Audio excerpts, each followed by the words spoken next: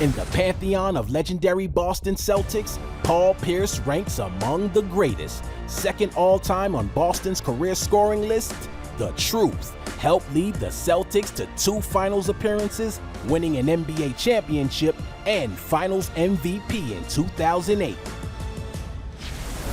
There's Paul Pierce cutting in the basket. Paul was the truth. I felt competing against Paul, and I knew early on, a guy who had the kind of footwork and fundamentals and skills as a rookie was just incredible. They're spinning through traffic and scoring. He had the inside reverse, the jab step, the ball fake. Wasn't super quick, didn't beat you with speed or quickness, but just angles, understanding how to make the right reads, reading the defender and how they're shifting their body. He was as hard as anybody I've ever played against to guard. Just an offensive force. Pierce driving on Stoudemire, the jumper, yes! With 0.4 of a second left. If there's not that much time on the clock and it's in Paul Pierce's hand, I'm nervous, you know. And he has hit big shots. I've been on the end of his big shots, and he was fearless. Pierce for the game. Yes! It could be the most tense moment, and he had that confidence. He had that swag. Every time he stepped on the court, you know, you could tell as soon as he put that headband on, oh boy. The cape is on, and he's ready to go. And there's no secret, Paul Pierce is getting the basketball. Pierce puts it up for the win. Knocks it down. Celtics win. It's only one truth, baby.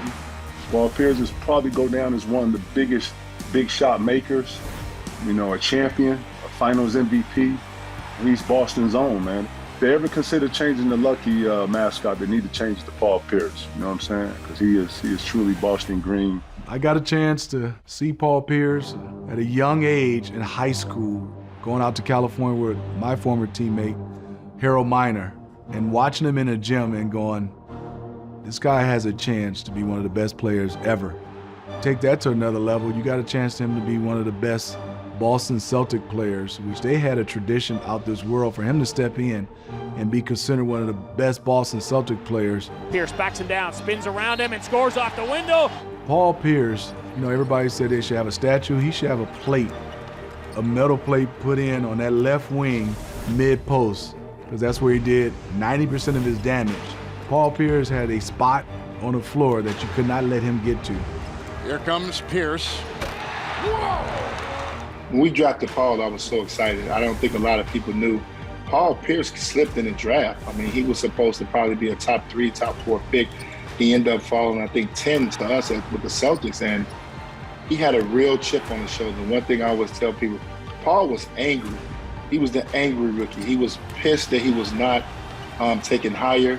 He wanted to prove to everybody in the league that he should have been a top 5 pick. So he had that chip on his shoulder right away coming in, and that's always stood out to me. And the work began. Pierce to the basket. He jumped right in and was very aggressive, really willing to learn.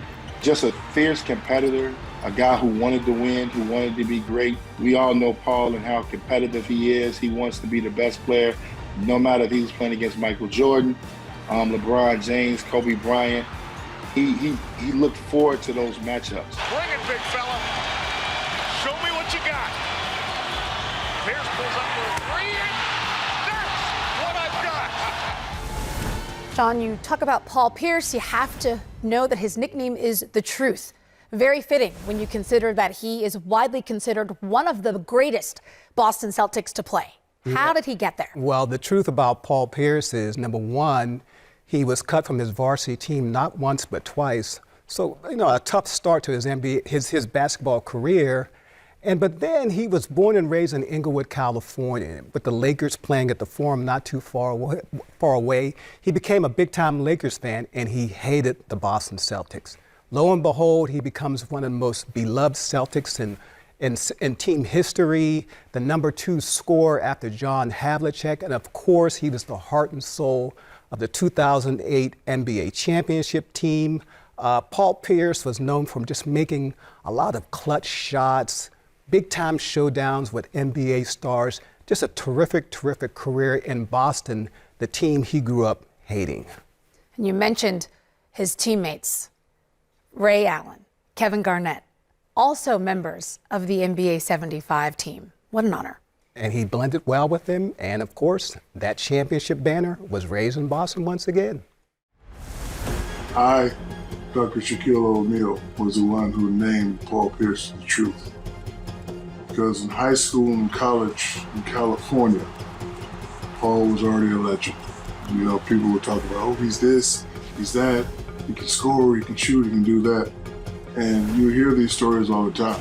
One of the first times I played against him, and all the rumors and all the stories that I heard, he was scoring the ball, handles, great passes, a great player. And I, after the game, after he had a great game against the great late Kobe Bryant, rest in peace, I said, you know what, Paul Pierce is the truth.